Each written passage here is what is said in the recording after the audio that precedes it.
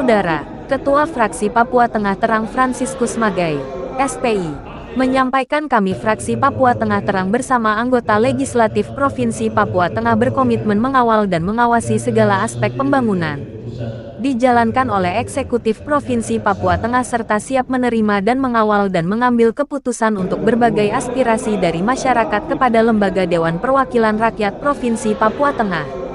Hal ini disampaikan oleh Ketua Fraksi Papua Tengah Terang ditemui wartawan TV PIAY baru-baru ini Nabire Papua Tengah. Papua Tengah Terang. Kami tergabung dalam Partai Bulan Bintang, Partai PAN, Partai Hanura, Partai Demokrat, Partai Garuda, Partai PKN, dan Partai P3. Kami dari fraksi Papua Tengah Terang punya komitmen kita akan mengawal jalannya pemerintahan di Provinsi Papua Tengah, apalagi ini provinsi baru. Kita akan melakukan fungsi-fungsi kita, fungsi pengawasan, artinya pengawasan terhadap jalannya pembangunan di Provinsi Papua Tengah ini, lebih khusus sarana dan prasarana yang dibangun oleh pemerintah provinsi untuk menunjang aktivitas pemerintahan seperti gedung pemerintahan, gedung pembangunan kantor gubernur, pembangunan kantor DPR, pembangunan MRP, dan kantor-kantor lainnya.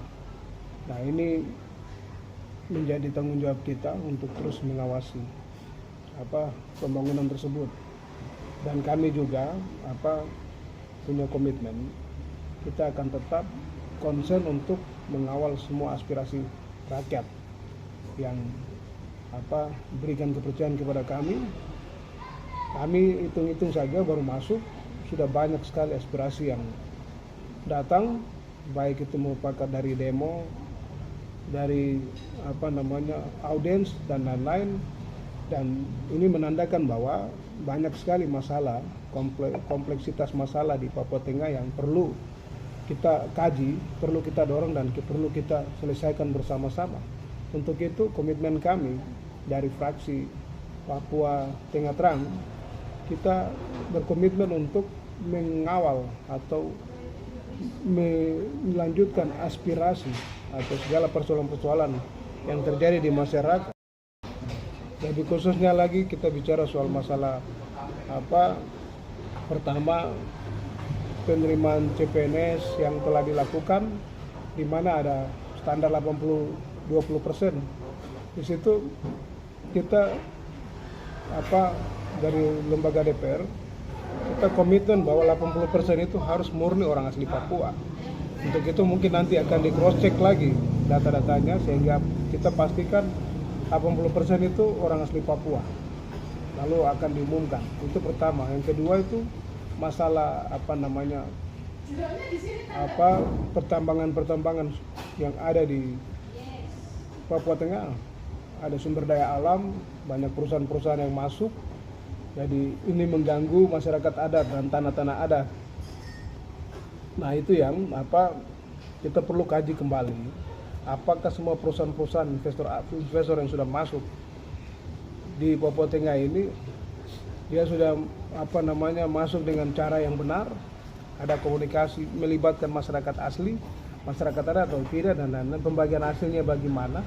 Hal ini akan kita cross check kembali sehingga perusahaan-perusahaan yang masuk ini dia bisa berjalan, pertama secara perizinan oke, tapi juga secara kontribusinya untuk meningkatkan taraf hidup masyarakat asli itu juga penting, sehingga sama-sama dapat untung. Masyarakat pemilik hak layak juga dapat untung, terus perusahaan juga dapat untung. Nah, ini masalah-masalah yang sedang terjadi di Papua Tengah. Nah, itu. Terus berikutnya lagi masalah rumah sakit yang kita lihat akhir-akhir ini lagi viral. Nah, ini kan kita kapasitas kita anggota DPR Provinsi Papua Tengah, kita bisa memanggil Kepala Dinas Kesehatan Provinsi Papua Tengah, dan kita bisa memanggil Direktur Rumah Sakit Sriwini, dan kita bagaimana mencari solusi. Dan juga kita mendesak kepada pemerintahan provinsi supaya bisa menyiapkan dana hibah untuk bisa membantu persoalan yang terjadi di Rumah Sakit Sriwini. Nah itu, karena kita lihat bahwa Rumah Sakit Sriwini adalah rumah sakit milik pemerintah kabupaten, tapi rumah sakit ini juga dia menerima pasien dari 8 kabupaten yang ada di Provinsi Papua Tengah. Mau dan tidak mau, ini harus ada perhatian dari pemerintah Provinsi Papua Tengah. Karena ini kan 8 kabupaten punya pasien yang dia tampung. Jadi kita mendesak supaya Kepala Dinas atau pemerintah Provinsi Papua Tengah untuk bisa menganggarkan dana untuk membantu fasilitas, membantu kinerja jalannya membantu sarana dan prasarana untuk rumah sakit sampai di Kota Nabire ini. Saya pikir ini masalah Kabupaten Nabire, tapi ini juga Nabire ini merupakan ibu kota Papua Tengah. Ini merupakan rumah kita bersama, dan ini perlu diseriusi oleh kita bersama. Maka itu dalam pokok-pokok pikiran kami waktu itu di depan PJ Gubernur, kita sudah tekankan bahwa masalah sampah ini juga harus diseriusi oleh pemerintah Provinsi Papua Tengah. Berikutnya juga kita bicara soal masalah keamanan di Provinsi Papua Tengah ini. Semenjak Nabire ini menjadi ibu kota, tingkat kekerasan, pembegalan, pencurian itu banyak marak terjadi, pencurian motor dan lain-lain.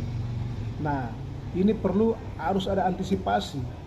Untuk itu kita minta supaya Kapolda Papua Tengah bisa bersinergis dengan Polres Nabire dan semua pemangku kepentingan di Kabupaten di Papua Tengah ini yang ada di Nabire, supaya bisa sama-sama duduk untuk membahas soal segi keamanan.